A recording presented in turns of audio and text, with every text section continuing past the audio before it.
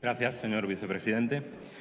La reforma respondió a la priorización de los intereses económicos sobre los derechos humanos, en contra de los principios básicos del Estado y de sus acuerdos internacionales.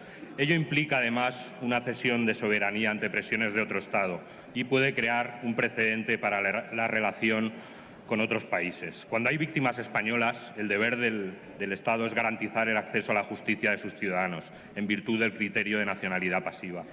En casos de genocidio y lesa humanidad, cobra la máxima gravedad que España reniegue de sus competencias, puesto que no podrá proteger a sus nacionales, sino únicamente perseguir a los perpetradores que residan en España y cuya extradición hubiera sido denegada por las autoridades españolas. Proteger los derechos humanos de los españoles en el extranjero es uno de los deberes principales del Estado y, en especial, de las instituciones españolas en el extranjero. Mediante el principio fundamental de la complementariedad, en el Estatuto de la Corte Penal Internacional se subraya el hecho de que por sí los enjuiciamientos internacionales nunca resultarán suficientes para lograr la justicia y se destaca la función primordial de los sistemas jurídicos nacionales para poner fin a la impunidad. La triste realidad es que los Estados territoriales no suelen investigar y enjuiciar las violaciones graves de derechos humanos. Por consiguiente, la aplicación de la jurisdicción universal es un elemento fundamental de la justicia. Como saben, el pasado sábado fue el Día Internacional que conmemora el 68 aniversario de la Declaración Universal de los Derechos Humanos. Y, por desgracia, las malas noticias abundan y los conflictos crecientes, la restricción de las libertades y la impunidad oscurecen el panorama mundial. España es firmante del Estatuto de Roma de 1998, que crea la Corte Penal Internacional, y conforme a la Ley Orgánica 18/2003 de cooperación con la Corte Penal Internacional, España coopera con este organismo internacional en el marco de sus competencias, incluso inhibiéndose a su favor cuando sea pertinente conforme a los artículos 7 y 8. Pero la Corte Penal Internacional no es, desgraciadamente por el momento, la panacea para la justicia universal, por lo que la persecución en los tribunales nacionales debe mantenerse. Por ejemplo, en la Declaración sobre la protección de todas las personas contra las desapariciones forzadas se contempla la aplicación de la jurisdicción universal a los presuntos actos de desaparición forzada, algo que sería de especial interés en el caso del segundo país del mundo en desaparecidos, España, para que la acción de otros Estados en el marco del principio de justicia universal hubiera impedido la impunidad que el Estado español no quiso impedir. Es obligación no solo de los políticos, sino también de la propia sociedad, que reclamemos el cumplimiento de las normas internacionales y el enjuiciamiento de los crímenes más graves que afectan al género humano por encima de otros criterios de subordinación política.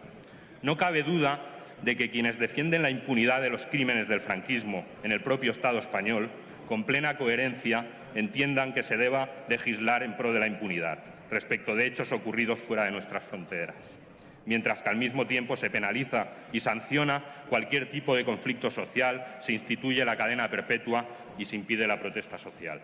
Quienes pretenden sustraer de la acción de la justicia a los criminales de lesa humanidad, a los genocidas y a los criminales de guerra, deben mirar a los ojos de las víctimas y explicarles por qué se les abandona, beneficiando así a ciudadanos de otros Estados a los que aseguran de esta forma su total impunidad ante los tribunales del Estado español. La indefensión de nuestras víctimas en el extranjero produce sonrojo y vergüenza. Cada declaración de incompetencia o falta de jurisdicción es una agresión en el corazón del pueblo que nuevamente es golpeado y olvidado, potenciándose la impunidad frente a la insensibilidad de nuestros legisladores y operadores jurídicos, más atentos a las interpretaciones restrictivas de los derechos de las víctimas que a la potenciación de los mismos como elemento esencial de una verdadera justicia integral y reparadora. ¿Son conscientes ustedes que con su reforma, si mañana hay españoles, misioneros, sanitarios, periodistas, defensores de derechos humanos, etcétera, víctimas de genocidio, crímenes de lesa humanidad, tortura o crímenes de guerra, judicialmente hablando, quedarán abandonados en nuestro país, a pesar de ser nacionales españoles, al carecer los órganos jurisdiccionales nacionales españoles de competencia para enjuiciar a sus verdugos? ¿Saben que cualquier persona acusada de un crimen de genocidio, tortura, lesa humanidad o crimen de guerra puede venir tranquilamente a pasar unas vacaciones en España y a bañarse en nuestras playas y no ser detenido porque en su reforma se exige que tenga residencia habitual en España? Miren, la actual ley, como se desprende de nuestra Constitución, no puede cambiar a su antojo los tratados internacionales, añadiendo requisitos y condiciones que estos no adoptaron.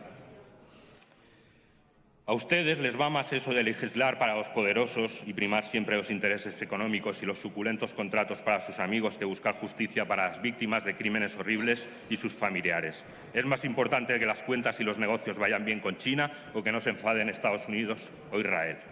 Supongo Termine, señoría. Voy acabando. Supongo que la moción será rechazada con su mayoría absoluta, señorías del PP. Quizá tengamos más suerte en el Congreso, donde no pueden ejercer ya el rodillo, pero tengan por seguro que nosotros, como los demás grupos políticos que van a votar a favor de esta moción, como gran parte de la sociedad civil, seguiremos insistiendo para acabar con estas regresivas reformas y para que no haya impunidad para genocidas o criminales de guerra en el Estado español. Gracias, senador Comorera.